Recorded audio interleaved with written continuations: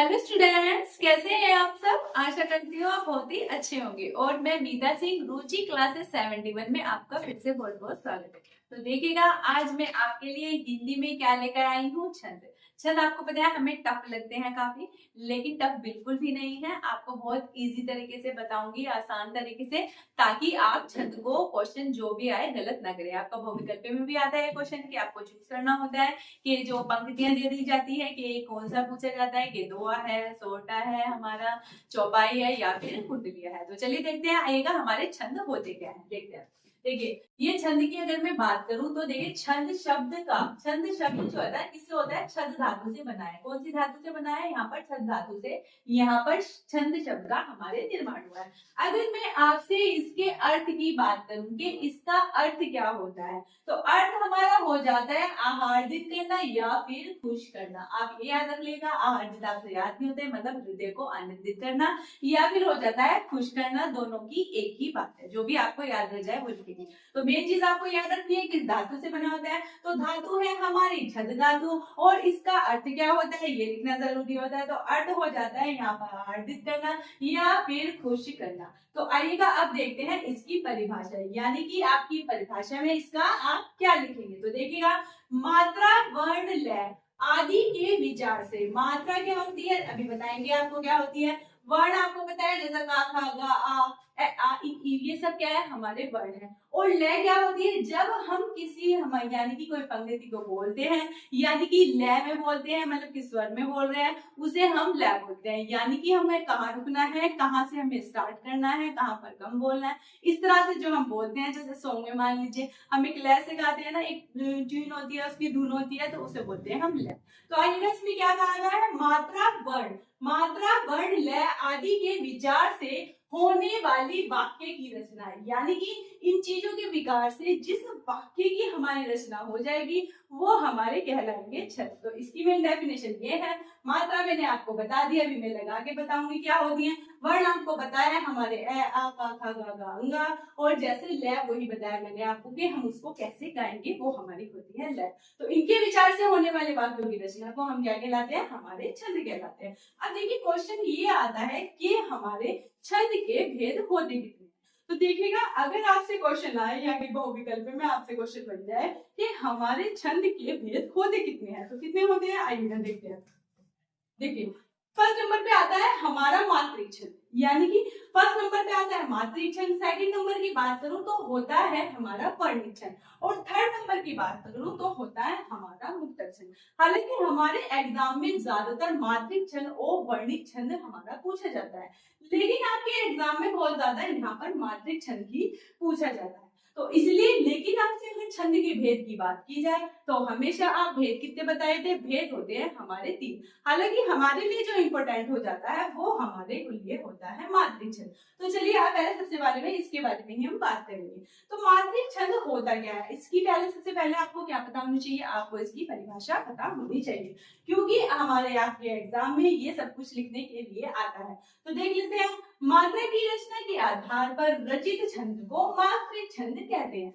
मात्रा की रचना के आधार पर मतलब जिसमें आप मात्रा लगाकर उसको पता लगाएंगे कि कौन सा छंद है। तो मात्रा की रचना के आधार पर रचित जो छंद हो जाएगा, यानी कि जो छंद लिखा गया है, रचित है, वो क्या कहलाएगा, हमारा मात्रिक छंद कहलाएगा। अब बात करते हैं इसमें आता कौन सा है। तो देखिए, चौपाई जो है वो हमारा मात्रिक छंद में ही आता है, हालांकि दोहा भी हमारा मात्रिक छंद में ही आता है, बट पहले मैं आपको बताऊंगी चौपाई हमारी। आइएगा, देखिए चौपाई में होता क्या है, चौपाई की डेफिनेशन हमारी क्या हो जाती है। चौपाई में हमारे कितने चरण होते हैं, 4 चरण आपको दिखाई देंगे।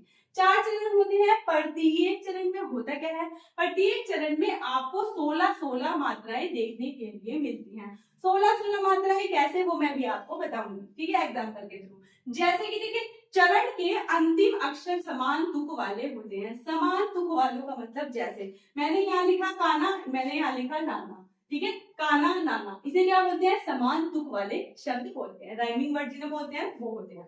अब बात करती हूँ चरण के अंत में यति होती है। यति यानी का होता है विराम, ठीक है, विराम जो मैंने लगाया ना चरण के अंत में, ये इसे बोलते हैं यति। या तो आप यति कह सकते हैं या फिर आप कह सकते हैं विराम। तथा चरण के अंतिम दो गुरु होते हैं। चरण के अंत में क्या होते हैं, दो गुरु होते हैं। अब ये गुरु क्या होते हैं देखिए बताती हूँ आपको। जैसे कि मान लीजिए आपको यहाँ पर एग्जाम्पल दिया है, क्या दिया है, बिनु पद चलई सुने बिनु गाना कर बिनु करम करई विधि नाना। ठीक है, आनंद रहित सकल रस भोगी बिनु बानी बकता बड़ जोगी। ये एग्जाम्पल आपको दिया गया। नीचे ये क्वेश्चन दिया गया है, इस पंक्ति में कौन सा छंद है, यानी कि दोहा है, चौपाई है, सोटा है, कुंडलिया। ये बताएंगे आप कैसे, जब आपको ये पता होगा कि हमारी चौपाई में होता क्या है, हमारा दोहा क्या होता है, सोटा क्या होता है, तभी बता पाएंगे। ऐसे आपके क्वेश्चन बनते हैं।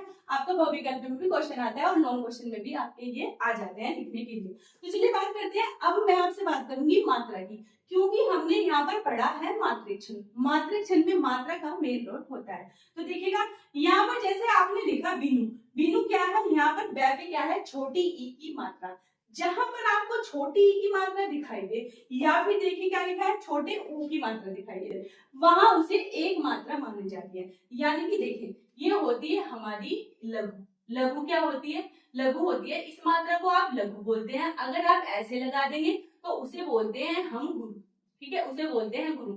जैसे कि यहाँ पर आपने अभी देखा है, मैंने आपको बताया अंत में दो गुरु होते हैं। यानी कि दो गुरु कैसे, देखिए जो नाना है ना, आ की मात्रा, आ की मात्रा, तो इसका मतलब यहाँ पर गुरु लगेगा। यहाँ पे भी ना है तो आ की मात्रा है, तो यहाँ पर भी हमारा गुरु लगेगा। तो वही कहा गया है कि चरण के अंत में क्या होगा, दो गुरु होंगे। तो देखिए चरण के अंत में दो गुरु है, और ऐसे ही जो कि ओ की मात्रा है तो यहाँ पर गुरु हमारा लगेगा, और यहाँ पर भी, यहाँ पर गी की मात्रा मतलब बड़ी ई की मात्रा है तो भी हमारे क्या लगेगा, गुरु लगेगा। तो चरण के अंत में क्या होते हैं, हमारे दो गुरु होते हैं, इसलिए ही डेफिनेशन में ये कहा गया है। तो चलिए देख लेते हैं। जैसे मैंने आपको बताया, जहां पर छोटी की मात्रा होगी या फिर हमारे ए की मात्रा होगी, वहां पर कैसा लगेगा, वहां पर हमारा लगेगा लघु। इसे बोलते हैं, जैसे खाली आपने एक डंडा लगा दिया, इसे बोलते हैं लघु। और इसको क्या बोलते हैं, हम गुरु। यानी कि एस को क्या बोलते हैं, गुरु। और खाली एक आप डंडा बन को मान लीजिए तो क्या होता है, वो होता है हमारा लघु। तो चलिए अब लगाते हैं इसमें मात्रा कैसे लगाई जाएगी। जैसे देखिए छोटी की मात्रा है ना, तो यहाँ पर मैं एक मात्रा लगाऊंगी। अगर यहाँ पर बड़ी की हो जाती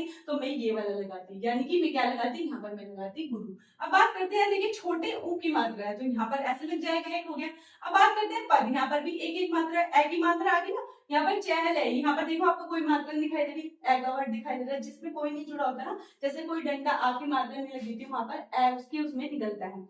जैसे कोई भी वर्णों को आपको बताया, वर्ण जो बनते हैं, सॉरी व्यंजन जो बनते हैं, वो है ना क्या होते हैं, स्वरों के मेल से बनते हैं। तो लास्ट में उसमें स्वर जरूर होता है। तो एक मात्रा यहाँ पर, एक मात्रा यहाँ पर, एक मात्रा यहाँ पर। अब देखिए सु, सु क्या है, छोटी की मात्रा, तो एक मात्रा ये लगा देंगे, एक ये, एक ये। बिनु, जैसे मैंने आपको बताया छोटी की मात्रा, एक मात्रा यहाँ पर लगे छोटे ऊ की, तो ये लगेगा हमारा। लेकिन का ना आ की मात्रा है और ना भी आ की मात्रा, तो यहाँ पर हमारा लगेगा, क्या लगेगा, यहाँ पर लगेगा हमारा गुरु। और लघु कहाँ पर लगा था, जहां पर हमारी छोटी या फिर ए की मात्रा होगी। ऐसे इससे कर लेंगे। यहाँ पर देखिए छोटी छोटी मात्रा है तो यहाँ पर हमारे लघु आ जाएंगे सब में। दीर्घ कहाँ पर आएगा, जहां पर हमारी किसकी होगी, देखिए यहाँ पर दोनों में मैंने क्या लगाए थे, क्योंकि यहाँ पर आ की मात्रा है, बड़ा आ। अब देखिए इसमें आ की मात्रा है तो यहाँ पर क्या हो जाएगा, हमारा गुरु हो जाएगा, और इन दोनों पर लघु आएगा। यहाँ पर भी लघु, यहाँ पर भी, यहाँ पर भी, यहाँ पर भी हमारा लघु आएगा। तो आपको याद रखना है, यहाँ पर ओ की मात्रा और बड़ी की मात्रा है, तो यहाँ पर हो जाएगा हमारा, क्या हो जाएगा, गुरु। ऐसे ही यहाँ पर भी कर लेंगे। देखिए छोटी की मात्रा है, यहाँ पर क्या है हमारी बड़ी की, तो यहाँ पर गुरु आ जाएगा। यहाँ पर हमारे लघु, लघु, यहाँ पर गुरु, यहाँ पर लघु, लघु, गुरु, गुरु।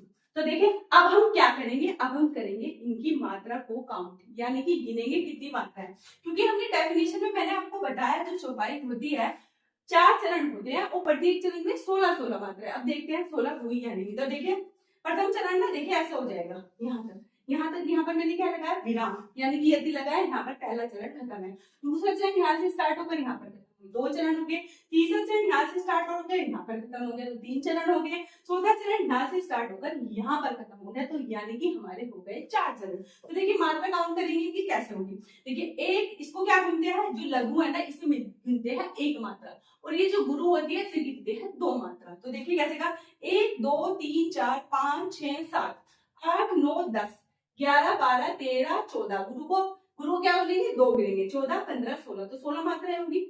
एक चरण समाप्त हुआ तो कितनी मात्रा होंगी हमारी, 16। ऐसे नेक्स्ट में लिखते हैं 1 2 3 4 5 6 7 8 9 10 11, 12, 13, 14, 15, 16। तो यहाँ पर भी 16 मात्रा आएंगी। तो देखिए दूसरे चरण में भी 16 है, तीसरे में भी चेक करेंगे। आएगा 2, 3, 4, 5, 6, 7, 8, 9, 10, 11, 12, 13, 14, 15, 16। तो यहाँ पर भी 16 मात्रा आएंगी, इसमें भी काउंट कर लीजिएगा। 1, 2, 3, 4, 5, 6, 7, 8, 9, 10, 11, 12, 13, 14, 15, 16।